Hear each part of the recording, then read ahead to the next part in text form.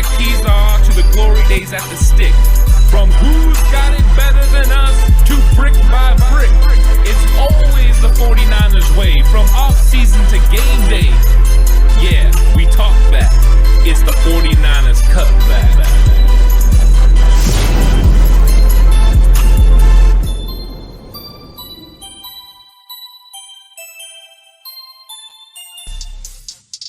It's 49ers Cutback Podcast time. Welcome to the show, everyone. I want to talk about some of the defensive matchups the 49ers need to win against the Tampa Bay Buccaneers. Tampa Bay's got a lot of talent over on the offensive side of the ball, and the San Francisco 49ers are going to have their work cut out for them. Just like always when you're playing NFL caliber football teams, there are just weapons on the other side that you need to make sure you limit, and it's no different with Tampa Bay. Yeah, they're coming into town. They got Baker Mayfield as a starting quarterback in 2023. Last year was Tom Brady, and everyone was talking about his homecoming and the fact that he was going to be playing where he grew up from San Mateo. Now he was back, and that was what kind of took everyone's attention last year. Brock Purdy was in his first start, so now we're finally going against a team that is really consistent on playing against Brock Purdy. So they know what they have. They've seen the film of what Brock Purdy can do against their blitz, and they're going to be blitzing. But it's all about defense as well, because if the 49ers can slow down and stop Tampa Bay, they're going to be able to put a lot of pressure on the opposing defense. So that's what it's going to be about in this game. It's about limiting the effectiveness of some of the Bucs playmakers. The Bucs definitely count on the pass more than anything else. They run the ball for about 79 yards per game. So a focus and a big focus of Tampa Bay is on Baker Mayfield and his weapons around him. He does have good weapons. He has Mike Evans. We know how good that Mike Evans is. He's a guy that's not only can go from any route tree, but he can get vertical down the field, and that is really dangerous. But also they got Chris Godwin, who's having a really good season. I'm sure we're going to be talking about him. And then Trey Palmer, who's had some effectiveness, especially over the last couple weeks out of the slot. Spectacular catch last week against Tennessee. That definitely got my attention. He looked like he could be something out of the slot that the 49ers might be concerned with. So the 49ers are going to have to be on their P's and Q's. But let's get into all the must-win matchups on defense.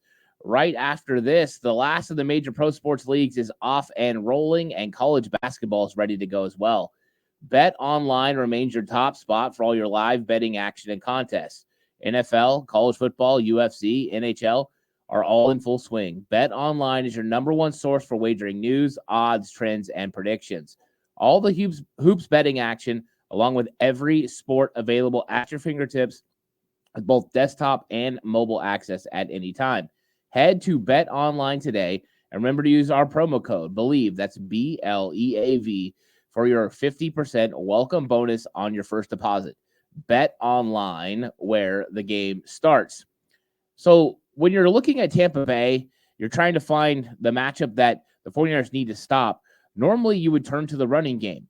You got to make sure you make a team one-dimensional, and then that's how you go about winning. And they've got a good running back. Rachaad White is talented, but that's not exactly what Tampa Bay does really well. Their running game can be somewhat stagnant at times.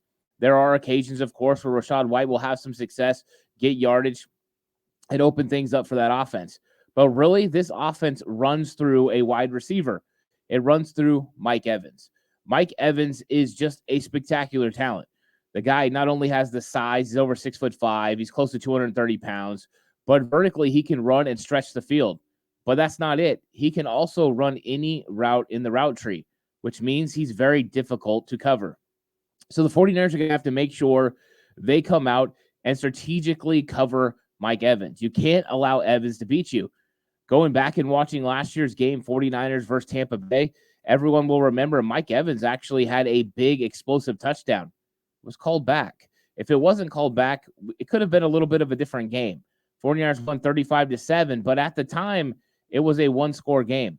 So those types of things definitely got to play in the 49ers' minds as they continue to watch what they need to do to slow up and stop the Tampa Bay Buccaneers. Mike Evans is a real test because a lot of times you'll get a receiver and they're a really good route runner, but maybe they don't have the vertical ability to go down the field. Or they have the vertical ability, but they don't have the size. But here you have a guy that has everything you're looking for in a number one wide receiver. He's bona fide, and he's going to put a lot of pressure on the 49ers defensive backs.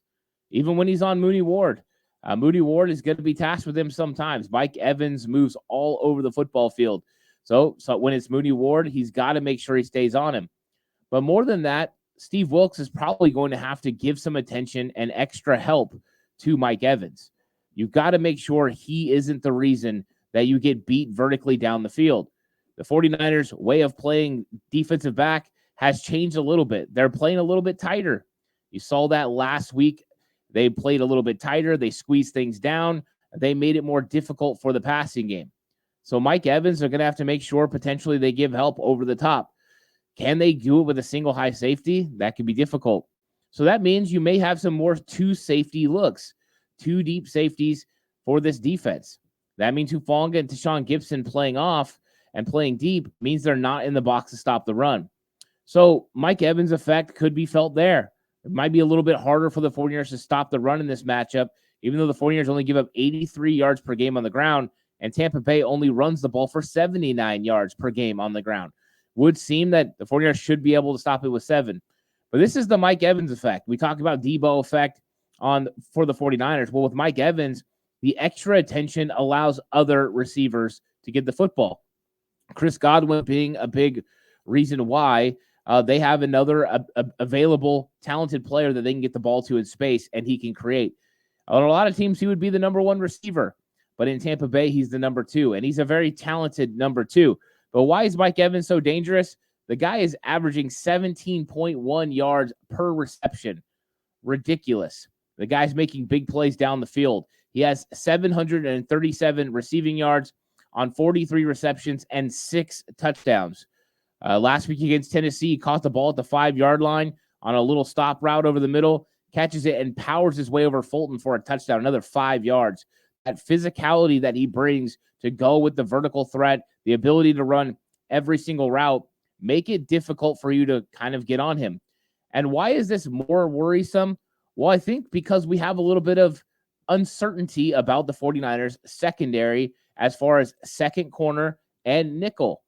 Do you allow Ambry Thomas on the outside to go one-on-one with Mike Evans? And it doesn't have to be man coverage to be one-on-one. If you're running a cover 3 and you've got him in a deep third and they decide to run a vertical, guess what? That's one-on-one versus Ambry Thomas. That may be a little disconcerting for Steve Wilks. I know that gives me a little bit of the willies, makes me a little bit fearful of Mike Evans' ability to go down the field and make a big-time play. And looking on the other side, Charvarius Ward in those situations, I think you just let it roll. You trust him to do his job. Now, with Steve Wilks, he might plan to play it safe. Go ahead and put those 2 safeties over the top, give help to Mike Evans, roll a safety over the top on Evans' side, and then bring the other guy to the middle of the field. That could be something they do. But you're also going to have to get some pass rush. But we talked about Evans' ability to run anything. That's what makes it difficult. Because if you go with that nickel package and you move Deommodore Lenoir, who's your second best corner on the entire team, to the inside, that means you've got your third best corner outside against Mike Evans. That means Lenoir is in covering on the inside. And yeah, I mean, Palmer's a good player, and you're probably going to have to cover him with Deommodore Lenoir because you can't allow Isaiah Oliver to be dealing with that kind of speed. Trey Palmer can move. He can stretch the ball vertically down the field. He's got a lot of ability. But let's look at Godwin's numbers. This is the number 2.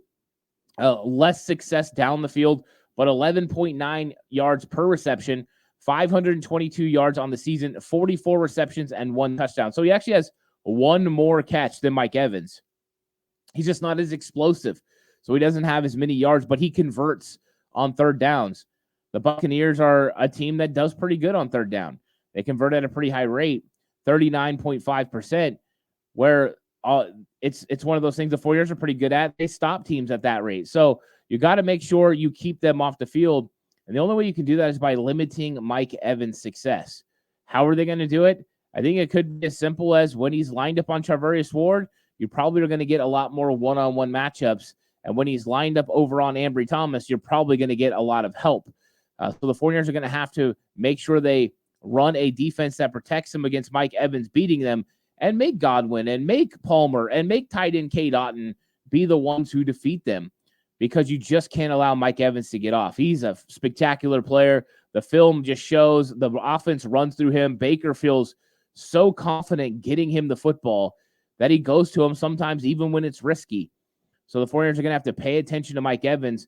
And when you do that, it usually leaves something else open.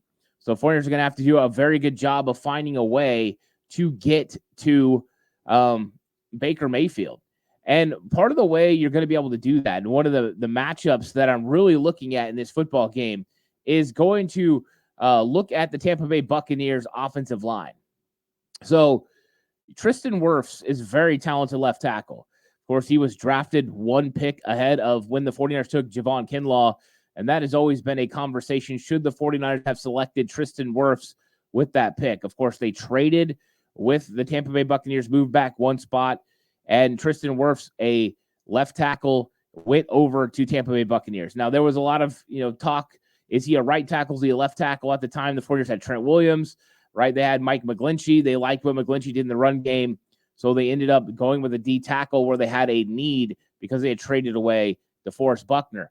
Then at left guard is Matt Filer, and Matt Filer hasn't been playing every single game this year. He's had some injuries, but he's back. He's healthy again, and he's a solid left guard. So left side of the offensive line for Tampa Bay is pretty solid.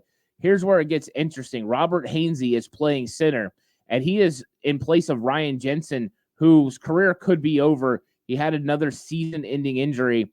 So you have a case where you have a backup center just to start the season. So that's always interesting when it's your signal caller on the offensive line.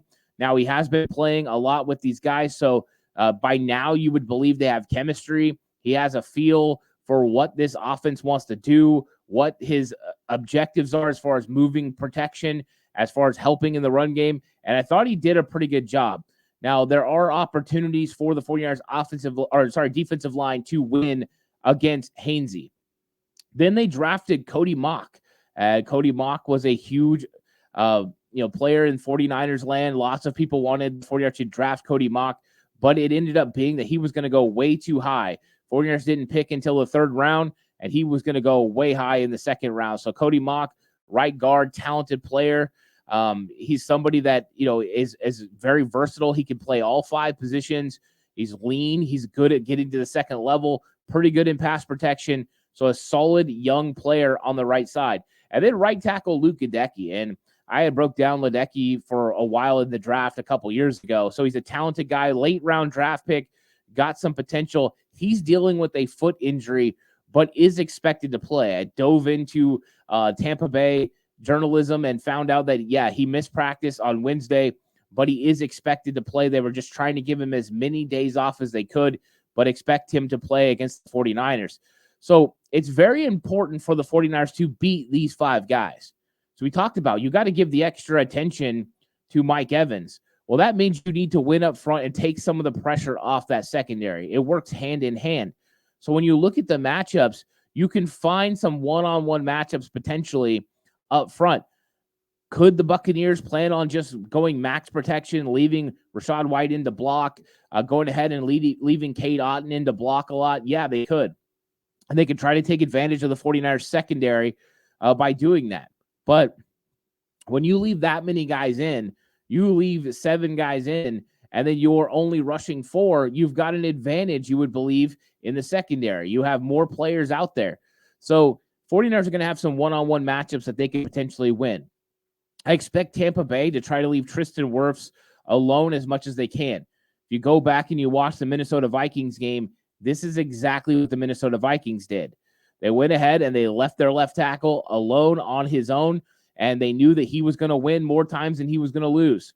And then they were able to use the other 4 to try to block the 3 guys from the 49ers on the front line. Now, Chase Young wasn't a part of that package, right? Chase Young wasn't a player that they could count on, the 49ers. So it will be a little bit different. You have a more dynamic player opposite of Nick Bosa. That'll make it a little bit more difficult. But I fully expect, whether it's Chase Young or Nick Bosa, for them to try to leave Tristan Wirfs on an island as much as possible, because that will help the other guys be able to block. Hargrave, Armstead, and whether it's Bosa or Chase Young, they need to win consistently against Gadecki and against Haney, against Mock and Filer. That's going to be one of the things you have to do. You have to get pressure on Baker Mayfield. Also, if you get a little bit of a push on Baker Mayfield up the middle, get your hands up. You'll have the opportunity to get the ball away. So that's one of the most interesting matchups in this game is going to be the 49ers D-line against a Tampa Bay offensive line that's not exactly spectacular. There's going to be advantages to what the 49ers do. Now, last week, Steve Wilks, he dialed it up. I mean, I enjoyed it so much. My film breakdown that's over on Patreon, like I literally just enjoyed doing the film breakdown, watching everything he was able to do, some of the unique looks, things we haven't seen from him the entire season he did in that game. Delayed blitz by Diamonor on the same play. You run a TE stunt with Dre Greenlaw blitzing on the top side. It was just a lot of things happening, a lot of movement. But the good thing about it was sound defensive scheme on the backside in the secondary, and it was sound on the front. They left no space for Trevor Lawrence to be able to escape the pocket. And that's something we didn't see during the losing streak. So Steve Wilks has definitely adjusted his game plan, adjusted the scheme, and he's doing a very good job of attacking. And I thought that was great. And he needs to bring that same type of energy to Baker Mayfield. Yeah, you have to give help to Mike Evans, but you need to bring pressure on to Baker Mayfield. You need to show blitzes. You need to disguise coverage. If you do that and you make Baker hold on the football, you have an advantage. And when that happens, when you make him hold on the football just a little bit longer, that will allow this 49ers defensive line to get home. It's one of the most important matchups in this game. Another must-win matchup is going to be Cade Otton. Cade Otton, their big tight end. I've been a fan of him since he came out in the draft. Another one I broke down that I was really liked. He's a big, strong, fast tight end. He can block pretty well. And the 49ers have handled tight ends. They've done a very good job of handling every single tight end they've played this year, except maybe TJ Hawkinson. So the 49ers are going to have to make sure they handle him. Last week, it was more of a mixture. It was Tashawn Gibson. It was Talanoa Hufanga. In the weeks past, it was just Tashawn Gibson. So the 49ers are starting to mix it up and who they have handled that tight end. Last week, Evan Ingram, he got Gibson, he got Hufanga, he got Warner, he got Greenlaw. They just kept them guessing on who was going to line up with him. But just imagine having four players, the 49ers do, from linebackers to safeties, that can go ahead and cover your tight end in space. The very first play of the game last week was Evan Ingram in the slot against Fred Warner. How many teams are putting their number one linebacker out in the slot against a tight end / wide receiver at Evan Ingram and going, hey, go handle him, Fred? It's just something crazy that the 49ers are able to do because of the personnel that they have. So Steve Wilks went from running pure vanilla defense to really just going balls out and putting all of his guys in different places where they can come from different angles, and it became a lot more elaborate. And I think in that case, they're still playing fast because they're not thinking. They're used to that sort of thing from D'Amico. And so they were still able to play fast. And I'm sure that Steve Wilks worries. A lot of times when you give guys things to think about, whether that's different disguises, different blitzes, it can somewhat slow them down as far as processing because they're thinking about their assignment, but not this defense. This defense is honed in and ready to go. So I absolutely like the 49ers matchup against the offensive line. I think they have an advantage over the center. I think they can get after the right tackle, Ledecky, and I think they can get after Cody Mock. So I look for Nick Bosa to try to rush a lot against Gadecki on the defensive left side, offensive right side. I expect him to do a lot of his work there, and I expect for Eric Armstead to have some success on Mock as well. They'll probably try to give help either to Armstead or to Hargrave on the interior, and the one that gets a single up must win that matchup. So that's another matchup that I'm really excited to see is that offensive line verse. Now, we talked about Cade Otton. One other offensive matchup that I really want to talk about, because I'm going to do a lot of the Baker Mayfield conversation on the game preview show that's going to come out later this week, but is Trey Palmer. So Trey Palmer might not get anyone's attention if you just see his name, but if you go and you watch the film, he's got some dynamic playmaking ability. He's dangerous in the slot because he can run vertical passes. One of the things that gives the 49ers defense some trouble is the slot fade. Guys who can run the fade pattern out of the slot. It was trouble for K'Wan Williams. It was trouble for Jimmy Ward. It was trouble for Isaiah Oliver. And last week, it was a little bit of trouble for Deommodore Lenoir. Now, I went over this a lot on Patreon, but I want to make sure I make it clear on here. Deommodore Lenoir did not play bad in that game last week. I know he gave up catches, but you have to go back and you have to watch why he gave up catches. And one of the reasons that he gave up catches was because he was getting rubbed. And a lot of that was due to alignment and spacing. And that comes directly from the defense. He doesn't decide where he aligns. The defense dictates where he aligns. So the 49ers put Deommodore Lenoir in a little bit of a bad situation where he was able to get rubbed on the outside. They even had some spacing issues that prevented Fred Warner from getting to the outside and stopping a run. So what was happening is they were getting Deommodore Lenoir on the line of scrimmage, and he was pressing the man on the line. What happened was the guy who was just slightly off, the flaker, was coming inside and giving just enough of a touch. And if you're within a 1 yard of the line of scrimmage, they can go ahead and make contact with you. So it's not a penalty. Offenses call it a rub. Defenses call it a pick. A pick is illegal. A rub, according to offenses, is not. I was an offensive coach most of the time. I loved rubs, right? You just make sure you can make that guy get out of line, have to run around you, slow up a little bit. You get your guy free where he can make a play down the field. So that's what they were doing. They did it on a couple of occasions. They were very subtle with how they designed it, but they were able to somewhat slow down Deommodore Lenoir or make him run through traffic. That is exactly what the Tampa Bay Buccaneers are going to try to do with Trey Palmer. They're going to try to create some opportunities to get him vertically down the field, get him to the sideline where he can make plays away from Deommodore Lenoir if Lenoir's playing the slot. Same thing with Isaiah Oliver. Same thing was happening to Isaiah Oliver. He was getting rubbed in mesh concepts. So it's going to be interesting to see what the 49ers do as far as their alignment coming up in this game, if they go ahead and stagger their secondary so that way they can handle what's going to happen on the outside. Because whenever you get into stack sets, that's where receivers stack behind the other, or bunch sets where you get 3 receivers to one side.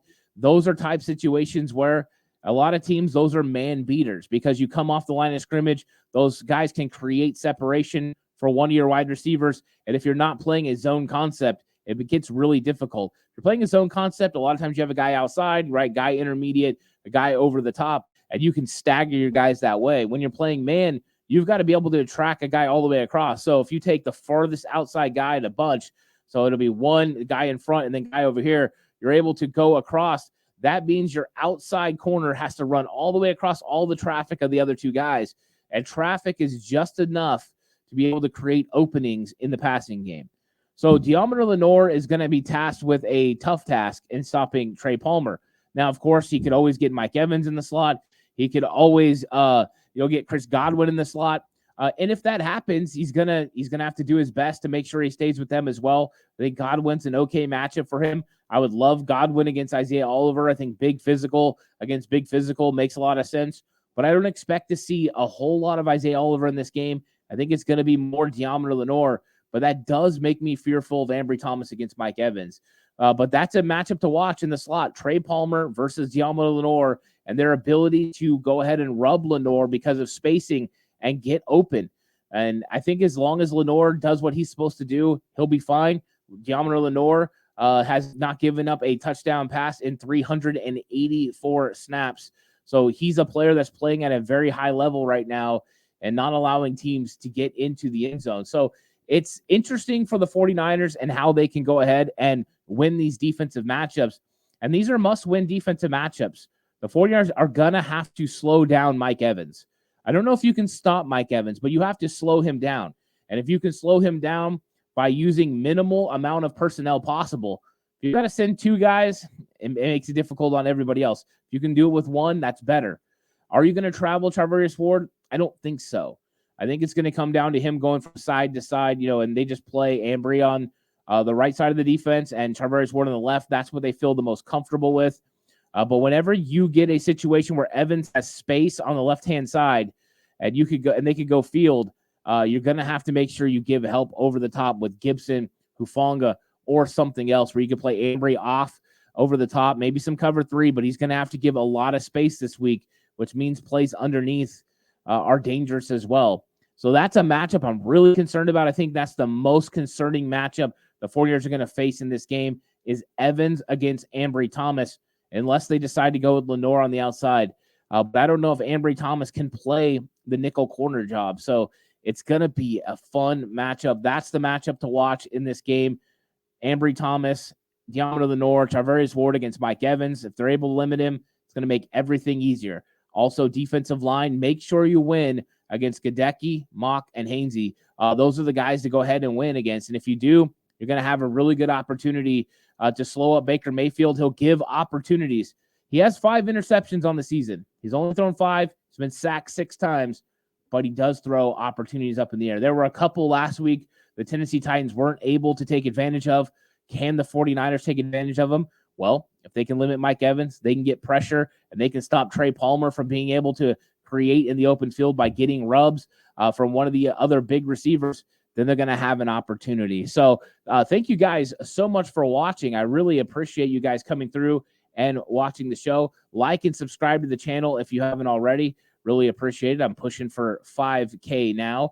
And if you're listening on audio platform, 49ers Cutback on Believe, please give it a 5-star rating. I'd really appreciate that. Leave a review.